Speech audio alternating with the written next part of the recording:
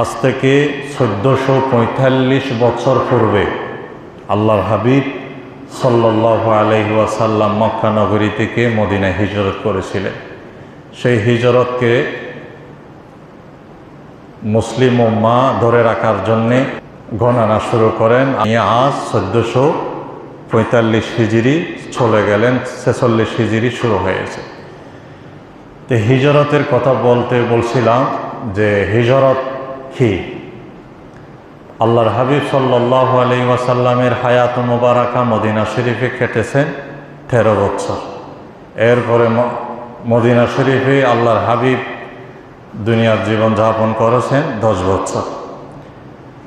13 আর 10 23 বছর। নবুয়তের পূর্বে 40 বছর। টোটালে হায়াত মুবারাকা 63 বছর। আল্লাহর হাবিব সাল্লাল্লাহু আলাইহি ওয়াসাল্লাম মক্কার 13 বছর জিন্দেগিতে হায়াতে মক্কার কাফেররা মুশরিকরা এমন কোনো নির্যাতন নাই, এমন কোনো কষ্ট নাই যা আমার নবীকে দেন নাই। তারা নবী এবং নবীর সাহাবীদেরকে তৎকালীন কাফের মুশরিকদের হাতে নবী এবং আমার নবীর সাহাবীরা অনেক পরিমাণ কষ্টের শিকার হয়েছেন, অনেক নির্যাতন হয়েছেন। হতে হতে 13টা বছর পার হয়ে গেল। এক পর্যায়ে মক্কার কাফের মুশরিকরা সিদ্ধান্ত নিল, এভাবে মুহাম্মদ সাল্লাল্লাহু আলাইহি ওয়াসাল্লাম এবং তার অনুসারীদেরকে এভাবে দমন করা যাবে না। যতই নির্যাতন জুলুম করা হচ্ছে, দিন দিন তাদের দল বাড়তেছে। কাফেরদের কথা দুনিয়া থেকে একদম বিদায় করে দেওয়ার জন্যে তারা কাফেরদের বড় একটা বৈঠক হয়েছিল দারুন নদওয়া। মক্কা শরীফে একটা ঘর আছে, সেই জায়গার নাম হলো দারুন নদওয়া। আবু জেহেলের নেতৃত্বে মক্কার যত বড় বড় লিডার রয়েছে, কাফের নেতা রয়েছে, সকলকে জমায়েত করলেন। জমায়েত করে একটা বৈঠকের ব্যবস্থা করেছেন, কিভাবে মুহাম্মদ সাল্লাল্লাহু আলাইহি ওয়াসাল্লামকে এবং তার অনুসারীদেরকে পৃথিবী থেকে একদম শেষ করে দেওয়া যায়। এরকম প্রস্তাব, এরকম একটা কথার একটা বৈঠক তারা আয়োজন করে। সেই বৈঠকের মধ্যে শয়তান মানুষের বেশ ধরে, একটা বৃদ্ধ মানুষের বেশ ধরে সেই বৈঠকের মধ্যে উপস্থিত হয়েছে। সেই শয়তানটা নজদ দেশের একজন নেতার, নজদ দেশের একজন বয়স্ক মানুষের সুরত ধরে ওই বৈঠকের মধ্যে উপস্থিত হলেন। এখন বৈঠক শুরু হলো। সেই বৈঠকের কথা আল্লাহ তাআলা কুরআনুল কারিমে বলেছেন। সূরাতুল আনফালের 30 নং আয়াতে আল্লাহ বলছেন, ওয়াইদ ইয়ামকুরু বিকাল্লাযীনা কাফারু লিয়ুসবিতুকা আও ইয়াকতুলুকা আও ইউখরিজুকা। আল্লাহ তাআলা বলেন, হাবিব, আপনাকে দুনিয়া থেকে শেষ করে দেওয়ার জন্য কাফেরদের বড় বড় লিডাররা দারুন নদওয়াতে বৈঠকের ব্যবস্থা করেছে। সেই বৈঠকের মধ্যে 3টা তারা প্রস্তাব রেখেছে। একজন বলতেছে, মুহাম্মদকে এভাবে তো দমন করা যাচ্ছে না, মুহাম্মদকে আমাদের দেশ থেকে দূরে সরাইয়া দেওয়া হোক, দেশান্তর করা হোক। তখন যিনি শয়তান মানুষের বেশ জুড়ে এসেছিলেন, তিনি বলছেন, এটা সঠিক সিদ্ধান্ত না, এটা সঠিক সমাধান না। তখন আরেকজন বলছে, না, তাহলে তাকে জেলের ভিতর বন্ধ করে রাখা হোক। মুহাম্মদ এবং মুহাম্মদ সাল্লাল্লাহু আলাইহি ওয়াসাল্লামের অনুসারীদেরকে জেলের ভিতর বন্ধ করে রাখা হোক। তখন শয়তান, যিনি নজদ দেশের ভেষ ধরে, শেখের ভেষ ধরে এসেছিলেন, তিনি বলছেন যে এটা সঠিক সিদ্ধান্ত না, সমাধান না। জেলের ভিতর যদি বন্ধ করে রাখেন অথবা অন্য কোনো একটা দেশেতে যদি তাকে পাঠাইয়া দেন, তার আচরণ দেখে, ভালোবাসা দেখে, তার দাওয়াত দেখে সেখানে মানুষ তার ভক্ত হয়ে যাবে, এটা সঠিক সমাধান না। তখন আবু জেহেল বলছে, যদি এটাও না হয়, এটাও না হয়, তাহলে তাকে আও ইয়াকতুলুকা, জীবনের জন্য একদম শেষ করে দেওয়া হোক, মুহাম্মদকে মেরে ফেলা হোক, হত্যা করা হোক। তখন শয়তান বলছে, হ্যাঁ, এটা সঠিক সমাধান, এটা সঠিক সমাধান, এটাই করলে মুহাম্মদ এবং মুহাম্মাদের অনুসারীদেরকে দমন করা যাবে। তখন বৈঠকের মধ্যে সিদ্ধান্ত হলো, আইন জারি হলো যে মুহাম্মদ সাল্লাল্লাহু আলাইহি ওয়াসাল্লামকে হত্যা করবে। তখন একজন বলছে, কখন করা হবে? তখন শয়তান বলতেছে, যে আজ রাত্রেই করা হোক। তো কিভাবে করবে? তখন শয়তান পরামর্শ দিচ্ছেন, মানুষের বেশ ধরে শয়তান পরামর্শ দিচ্ছেন যে এলাকার যতটা গোত্র রয়েছে প্রত্যেকটা গোত্র থেকে শক্তিশালী একজন যোদ্ধা, একজন শক্তিশালী যুবক, প্রতিটি গোত্র থেকে একজন যুবক আসতে হবে, যার হাতে অস্ত্র থাকবে, বিভিন্ন আঘাত করার সশস্ত্র থাকবে। প্রত্যেক গোত্র থেকে একজন একজন যুবক এসে মুহাম্মাদের পুরা ঘরকে ঘেরাও করা হবে। সে যখন ফজরের সময় ঘর থেকে বের হবে তখন চতুর্মুখী হয়ে তাকে হামলা করে দুনিয়া থেকে বিদায় করতে হবে। সিদ্ধান্ত হয়ে গেল। এই সিদ্ধান্ত যখন তারা ঘরের ভিতর করেছে, আল্লাহ পাক রব্বুল আলামিন বলেন, আমি আল্লাহ যাকে বাঁচাতে চাই তাকে পৃথিবীর কেউ ধ্বংস করতে পারবে না। সাথে সাথে আল্লাহ পাক হযরত জিবরাইল আলাইহিস সালামকে ওহীর মাধ্যমে জানায়া দিলেন, জিবরাইল তুমি যাও, আমার বন্ধুর কাছে যাও, বন্ধুকে গিয়ে বলবা বন্ধু যেন আজ রাত্রে না ঘুমায়, বন্ধু যেন বন্ধুর বিছানায় তার চাচাতো ভাই হযরত আলীকে যেন সেখানে ওনার বিছানায় চাদর মুড়িয়ে সে যেন শোয়া রাখে, ঘর থেকে সে যেন বের হয়ে যায়। জিবরাইল আসতেন, আল্লাহর হাবিবকে সংবাদ দিলেন, হযরত আলীকে বললেন, আলী আল্লাহর কাছে থেকে ওহী এসেছে, আমাকে তারা হত্যা করার জন্য সিদ্ধান্ত নিয়েছে, আজ আমি ঘর থেকে বের হয়ে যাব, আমার বিছানায় তোমাকে রেখে যাব। তখন আলীকে বলছেন, আলী কাফেরদের আমানতর সরু সামান তো আমার হাতে আছেন, দেখেন যে মানুষগুলা নবীকে হত্যা করতে এসেছে তারা আমার নবীর হাতে আমানতর সামান বস্ত্র জমা দিয়েছেন, আমার নবীর হাতে মুবারকে তাদের সামান হেফাজতের জন্য দিয়েছেন, আমানতের জন্য দিয়েছেন। কারণ মক্কার কোনো মানুষকে কাফেররা বিশ্বাস করতো না, বিশ্বাস করতো আমার নবীকে। ওই রকম একজন বিশ্বস্ত মানুষকে তারা হত্যা করার জন্যে রাতে 100 জন যুবক, এক রাওয়ায়াতে এসেছে 100 জন যুবক, আর এক রাওয়ায়াতে এসেছে 70 জন যুবক আমার নবীর ঘর ঘেরাওয়া করলেন। তো নবী বলছেন, আলী যারা আমাকে হত্যা করতে এসেছে তাদের সামান আমার হাতে, তোমাকে আমি এখানে শোয়া দিলাম, এখানে প্রত্যেকজনের নাম ঠিকানা আছে, তুমি 3 দিনের ভিতর প্রত্যেকের হাতে সামানাগুলো বুঝাইয়া দিবা, 3 দিন পরে তুমি আবার মদিনায় চলে যাবা। তখন আল্লাহ রসুল সাল্লাল্লাহু আলাইহি ওয়াসাল্লামের কথা শুনে হযরত আলী বলছেন, ইয়া রাসূলুল্লাহ আমি আপনার কথা মেনে নিলাম। হযরত আলী শুয়ে রইলেন এবং আলী সেই দিন বিশ্বাস করলেন যে 3 দিনের ভিতর হযরত আলীর মৃত্যু হবে না। হযরত আলী বলেন, আমি আমার জীবনে যত ঘুম গেছি প্রত্যেকটা ঘুমে আমি চিন্তায় থাকতাম, না জানি আজকে আমার মরণ হয়ে যায়। আমার রসুল যখন আমাকে এই কথা বলেছে, আলী তুমি 3 দিনের ভিতর এই সামানগুলা কাফেরদের হাতে বিতরণ করে দিয়ে 3 দিনের বাইরে তুমি মদিনায় চলে যাবা, তখন আমি মনে করে নিয়েছি 3 দিনের ভিতর আমার কাছে আজরাইল আসবে না, কারণ আজরাইল যদি আসতো রসুল আমাকে 3 দিন পরে মদিনা যাওয়ার জন্য বলতেন না। তা আলী বলে, আমি এমন ঘুমাইছি 3 দিনে যে আমার এই 3 দিনের ঘুমের মতো জীবন আর কোনোদিন আমি ঘুমাই নাই। সুবহানাল্লাহ। আলী বিশ্বাস করে নিয়েছে যে রসুল আমার জন্য 3 দিন যখন বলেছে তাহলে 3 দিন আমার কাছে আজরাইল আসতে পারবে না, হুবহু হয়েছে।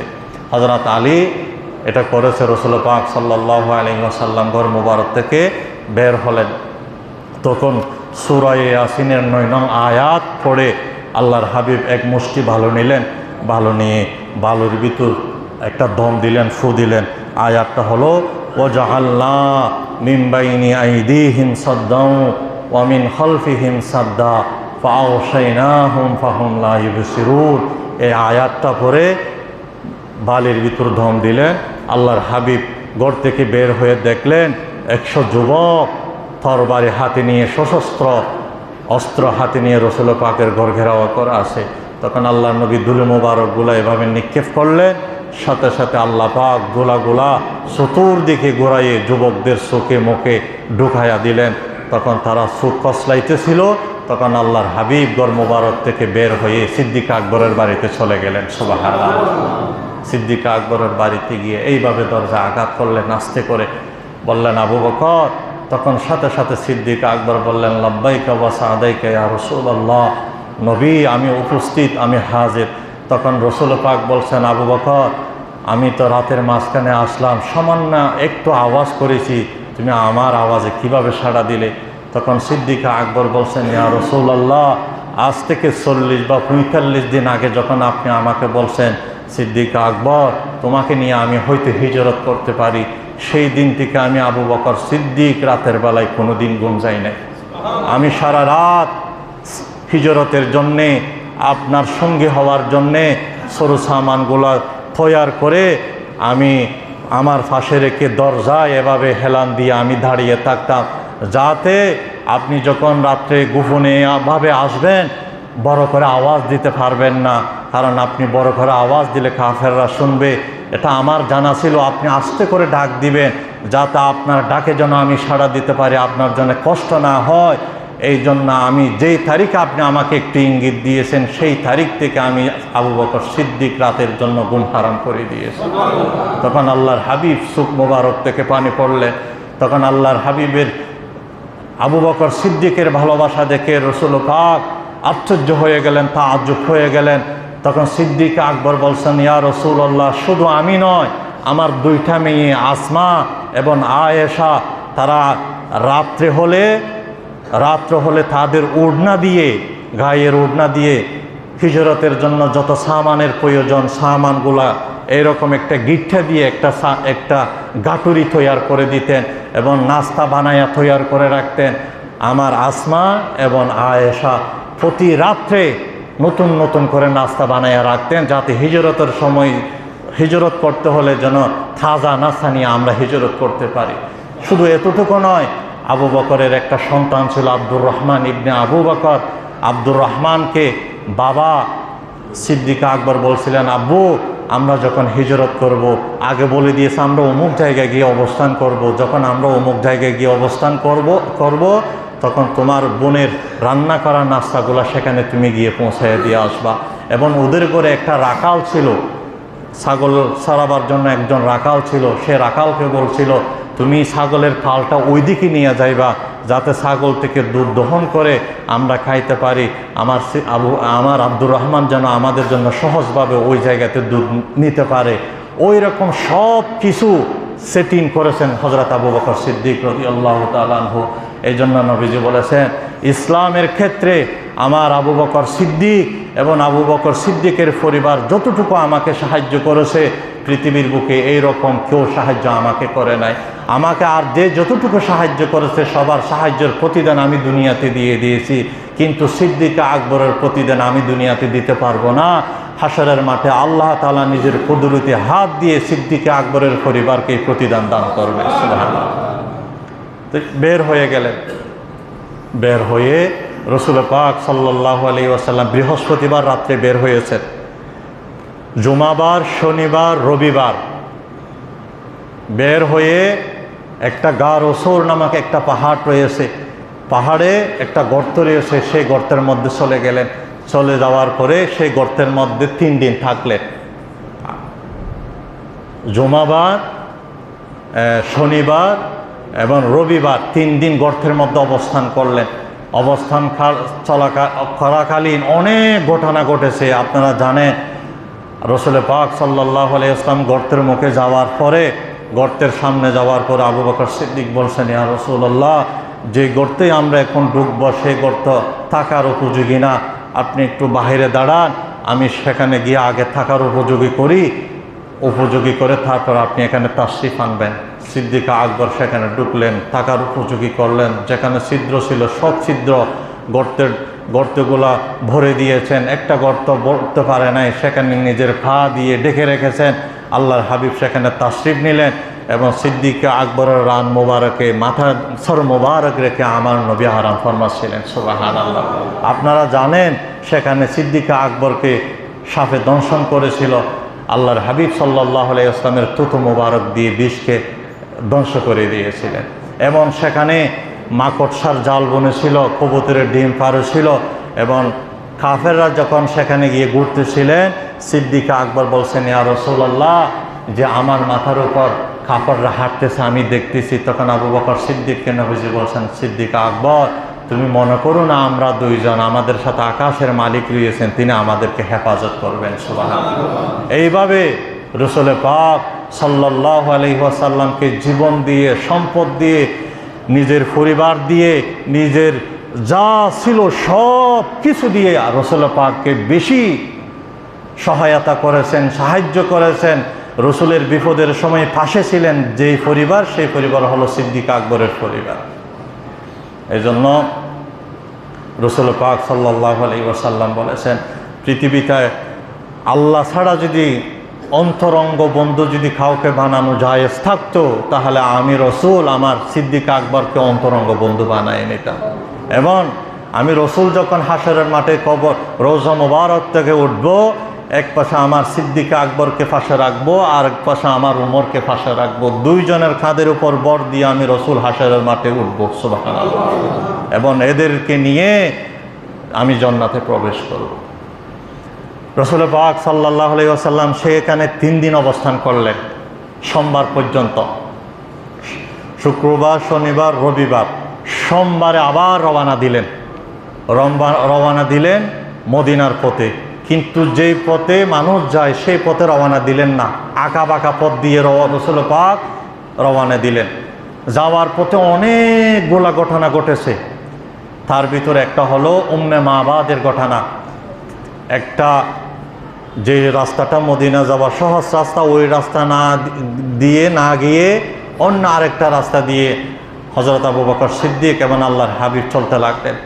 যাইতে যাইতে যাইতে যাইতে একজন মহিলা, তার নাম হলো উম্মে মাবাদ। তার অভ্যাস ছিল অল্প টাকা দিয়ে মানুষকে সেবা দিতেন, খাবার দিতেন, ছাগলের গোশত খাওয়াইতেন, দুধ খাওয়াইতেন অল্প হাদিয়া দিয়ে। আল্লাহর হাবিব সাল্লাল্লাহু আলাইহি ওয়াসাল্লাম সিদ্দিক আকবরকে নিয়ে সেই ঘরে গেলেন। যাওয়ার পরে খাবারের জন্য সেখানে বসলেন। গিয়ে দেখলেন ঘরে কোনো খাবার নাই, কোনো ছাগল নাই, কোনো দুধ নাই, কোনো খাবার নাই। তখন আল্লাহ রসুল বললেন, উম্মে মাবাদ, তোমাদের ঘরে কিছু থাকলে আমাকে কিছু খাওয়াও। তখন উম্মে মাবাদ নামক ওই মহিলা বলতেছে যে উনি যে রসুল, উনি চিনতেছেন না।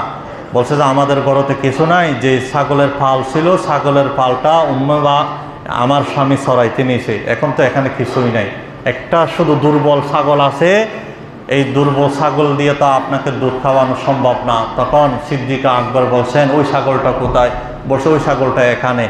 তখন আল্লাহ রসুল বলছেন, আবু বকর, ছাগলটা তুমি নিয়ে আসো।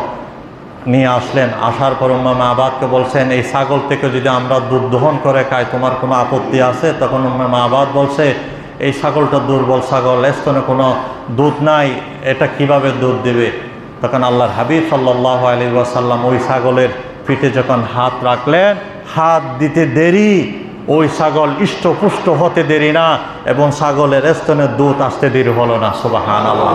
দুধ আসলেন এবং মগ দিয়ে আল্লাহর হাবিব হাত মোবারক দিয়ে দুধ দহন করলেন। আল্লাহর হাবিব খাইলেন, সিদ্দিক আকবর খাইলেন, উম্মে মাবাদকে খাওয়ালেন এবং ওনার সন্তানদেরকে খাওয়ালেন।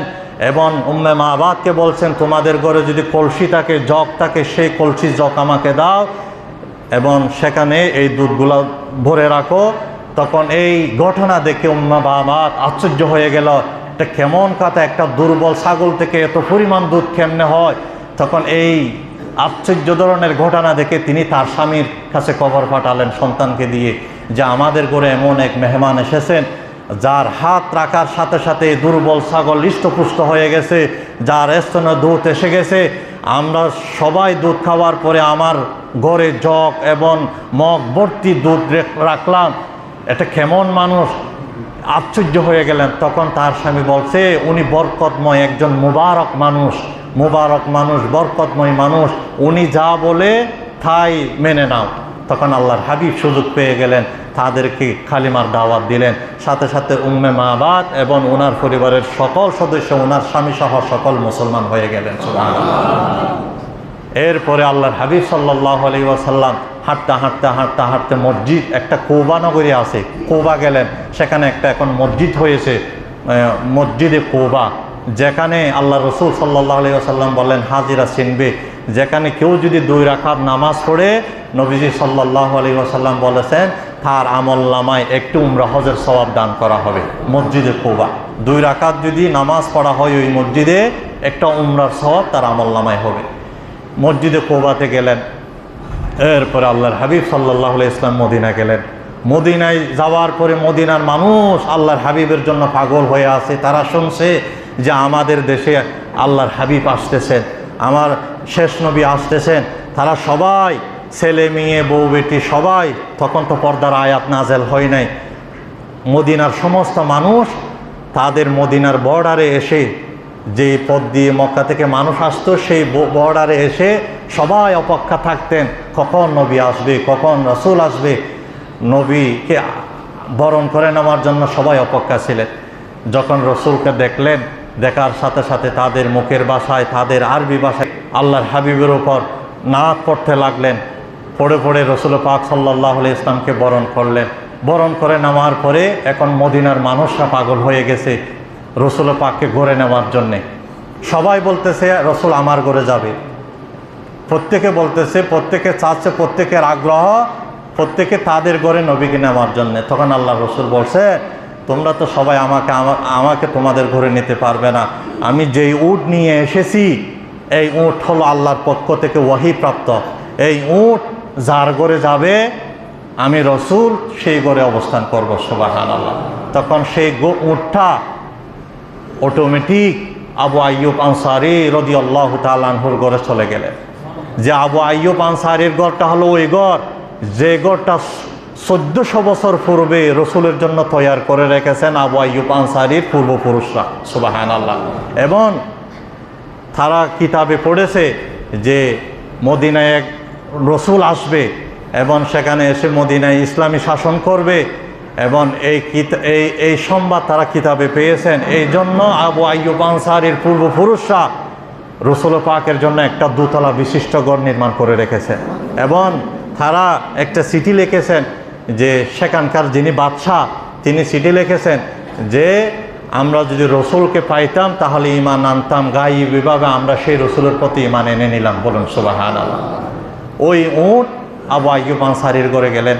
আবু আইয়ুব আনসারীর ঘরটা হলো দোতলা বিশিষ্ট। তখন আল্লাহ নবী বলছেন, আবু আইয়ুব আনসারী, যে আমি দোতলায় থাকবো না, আমি নিচতলায় থাকবো।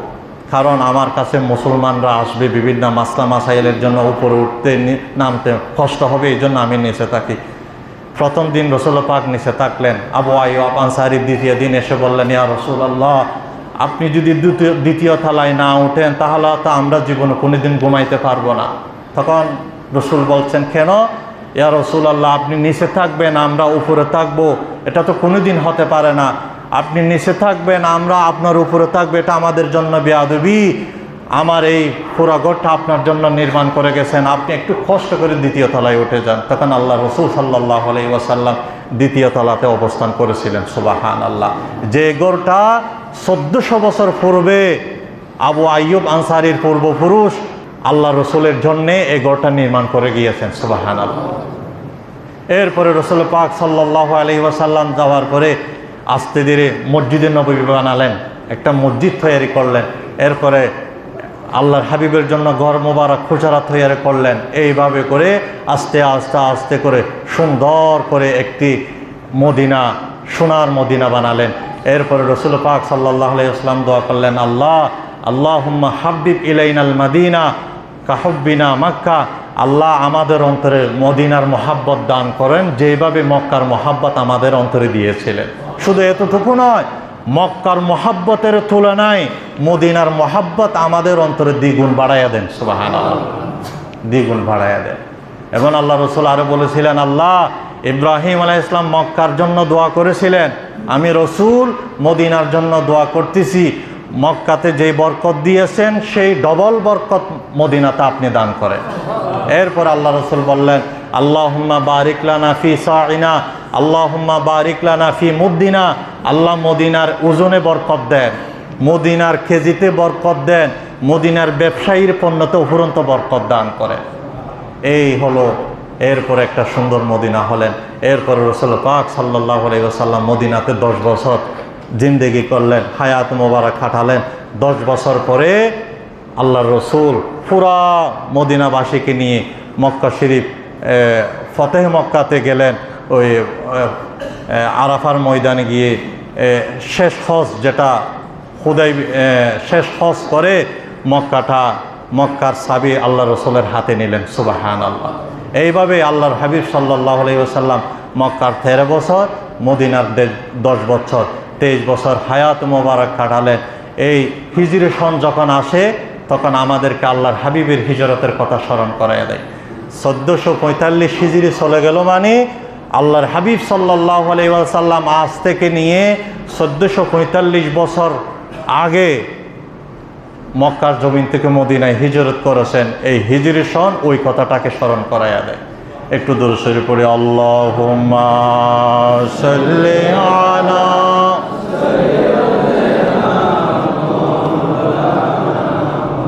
ওয়া আলা আলি সাইয়্যিদিনা মাওলানা মুহাম্মদ। সম্মানিত মুসল্লি সাহাবা, আমাদের কাছে আরেকটা দিন আসতেছে। এখন চলতেছেন মুহররম মাস। মুহররমের ভিতর গুরুত্বপূর্ণ একটা দিন রয়েছে। সেই দিনটা হলো মুহররমের 10 তারিখ। সেই 10 তারিখ গুরুত্বপূর্ণ কেমনে, যে রাসূল পাক সাল্লাল্লাহু আলাইহি ওয়াসাল্লাম মক্কা থেকে যখন হিজরত করে মদিনায় গেলেন, এতক্ষণ যা বলেছি, মক্কা থেকে যখন হিজরত করে মদিনায় গেলে, মদিনা যাওয়ার পরে মদিনার মানুষদেরকে, ইহুদিদেরকে দেখতে পেলেন সিয়ামান বিহি ইয়াউমা আশুরা, তারা রোজা রাখছে। তখন আল্লাহ রসুল সাল্লাল্লাহু আলাইহি ওয়াসাল্লাম বলছেন তাদেরকে, মা হাযাল ইয়াউম আল্লাযী তাসুমুনাহু, আজকে কোন দিন, যেই দিনে তোমরা রোজা রাখছো, কেন আজকের দিনে তোমরা রোজা রাখছো? তখন তারা বলছে হাযা ইয়াউমুন আযীম, আমার নবীকে তারা বলছে, ইয়া রাসূলুল্লাহ, আজকে হলো একটা বড় দিন, যেই দিনে আনজাল্লাহু ফীহি মূসা ওয়া কওমাহু, মূসা আলাইহিস সালাম এবং তার উম্মতদেরকে আল্লাহ তাআলা মুক্তির ব্যবস্থা করেছেন। সুবহানাল্লাহ। এবং ওয়াগররাকা ফিরআউন ওয়া কওমাহু, ফিরআউন এবং ফিরআউনের জাতিকে সমুদ্রতে ডুবাইয়া মারেছেন। বলছে, ইয়া রাসূলুল্লাহ, আমাদের নবী মূসা, আমরা হলাম ইহুদি, মূসা আলাইহিস সালামের অনুসারী, আমরা আজকে এই জন্য রোজা রাখছি যে আজকের দিনে আমাদের নবী মূসা আলাইহিস সালামকে আল্লাহ বড় একটা নিয়ামত দিয়েছে। কি নিয়ামত? যে আজকে মুহররমের 10 তারিখে মূসা আলাইহিস সালাম এবং মূসা আলাইহিস সালামের উম্মতকে মারার জন্য ফেরাউন এসেছিলেন। তখন তারা দৌড়তে সমুদ্রের পাড়ে এসেছিলেন।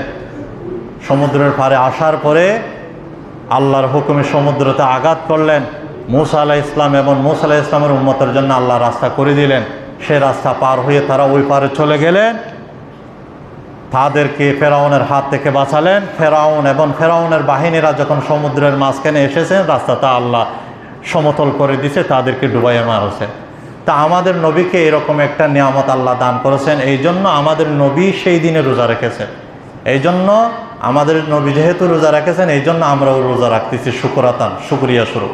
তখন আল্লাহ নবী সাল্লাল্লাহু আলাইহি ওয়াসাল্লাম বললেন, ফানাহনু আহাক্কু ওয়া আউলা বিমূসা মিনকুম, তাহলে আমি তোমাদের থেকে বেশি হকদার, কারণ নবী মূসা একজন নবী, আমিও নবী হিসাবে তার আদর্শটা আমি পালন করা আমি বেশি হকদার। আমি আগামী বছর থেকে আমি একটা রোজা রাখবো, আল্লাহ পাক যদি আমাকে বাঁচায় রাখে। এরপরে সাহাবীদেরকে বলছেন, তোমরাও রোজা রাখবে। সুবহানাল্লাহ। এই জন্য নবীজি বলেছেন, আশুরার দিন আসলে ও আমার সাহাবীরা, আমার উম্মতেরা, তোমরা রোজা রাখিও। যদি রোজা রাখো, আহতাসিবু আলাল্লাহি আন ইউকাফিরাস সানাতাল্লাতী ক্বাবালা, যদি রোজা রাখো, এই রোজার ওসিলায় আমি রসুল আল্লাহর কাছে আশা রাখি 1 বছরের সমস্ত গুনাহ আল্লাহ মাফ করে দিবেন। সুবহানাল্লাহ। জন্য নবীজি বলেছেন, আশুরার দিন 2টা রোজা রাখিও। ইহুদিরা রাখতো 1টা, তোমরা রাখবে 2টা, 9, 10 অথবা 10, 11। কারণ নবীজি বলেছেন, হিন্দুরা যা করে তোমরা তার উল্টা করো। খলিফুল ইহুদ ওয়াল মুশরিকুন, যে মুশরিক এবং ইহুদিরা যা করে তার বিরোধিতা করো। তারা যদি 1টা রাখে, তোমরা 2টা রাখবে। সেই সূত্র ধরে আল্লাহর রাসূল বলেছে আশুরার দিন 2টা রোজা রাখার জন্যে, 9, 10 অথবা 10, 11। এই জন্য আমরা ওই দিনে রোজা রাখবো আগামী বুধবার, মঙ্গলবার, বুধবার অথবা বুধবার, বৃহস্পতিবার। এই 2 দিন যদি রোজা রাখি, তাহলে আল্লাহ রসুল বলেছেন এই 2 দিনের রোজার যারা রাখবে, এই 2টা রোজা যারা রাখবে, রাখার কারণে আমি আল্লাহর কাছে আশা রাখি সামনের জীবনের সমস্ত সগীরা গুনাহ আল্লাহ মাফ করে দিবেন। আল্লাহ তাআলা আমাকে সহ সকলকে আমল করার তৌফিক দান করুন, বলুন আমিন। ওয়া আখিরু দাওয়ানা